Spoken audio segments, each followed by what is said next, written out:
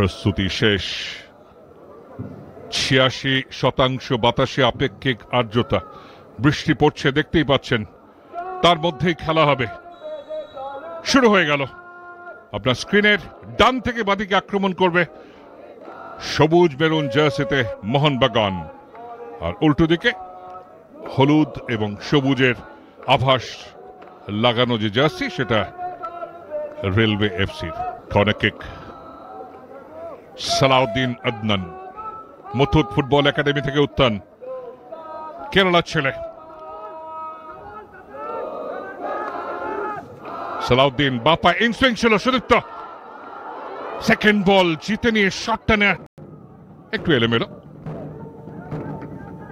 এবং সবসময় এই ধরনের বর্ষার মাঠে পাসিং খুব একটা অ্যাকিউরেট রাখতে গেলে অনেক মুনশিয়ানার প্রয়োজন হয়।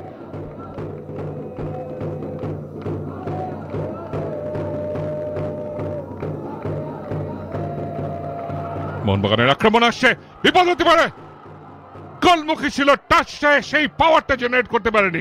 ফিরতে পারে সালাউদ্দিন, এবং সঙ্গে সঙ্গে দুর্দান্ত গোল। মোহনবাগান এগিয়ে গেছে, যেটা বলছিলাম খুব দ্রুত তাদের প্রয়োজন একটা লিড গোল, এবং আবারও সেই গোলটা এসে গেছে। অধিনায়ক সহজ বক্সে দুজন অপেক্ষা করছেন। কাস্টানা, সাহেল, মার্শাল কিসকো। প্রথম টাচটা বড় হয়ে গেছে, পজিশন হারিয়েছে, এবং সঙ্গে সঙ্গে হলুদ কার্ড। মার্শাল কিসকোকে রেফারি আবারও ছুটে যাচ্ছেন। সন্দীপ মালিক কিছু বলছেন।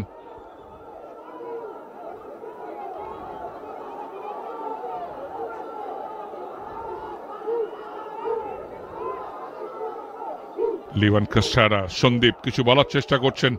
তারা সম্ভবত সুদীপ্ত ব্যানার্জি তাকে কার্ড দেখাতে বলছেন, এবং লাল কার্ড, যেটা আমি বলছিলাম যে যেভাবে সুদীপ্ত চ্যালেঞ্জ করতে গেছিল, এবং এরপরে আবার রেফারি। দীপ্রভাত ঘোষ আজকের একেবারেই পরীক্ষিত হননি।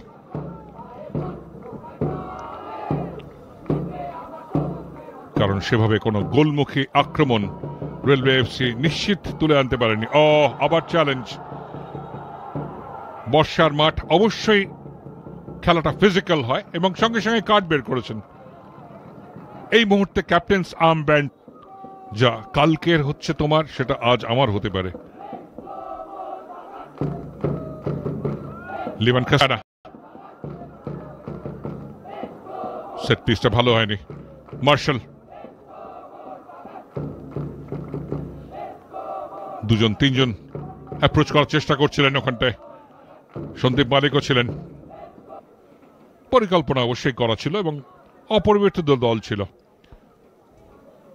আদেল, আদেল পায়ে ভালো কাজ আছে। লিওয়ান কাস্টানা, সন্দীপ। 9 মিনিট অতিরিক্ত সময় যোগ করা হয়েছে,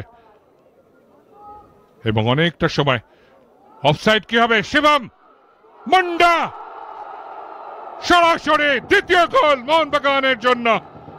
প্রথমটা মিস করেছিলেন, এইবারে কিন্তু ভুল করেননি। একদম এর মধ্যে অরক্ষিত ছিলেন। অফসাইড ট্র্যাপ তৈরি করার চেষ্টায় দাঁড়িয়ে পড়েছিল গোটা রেলওয়ে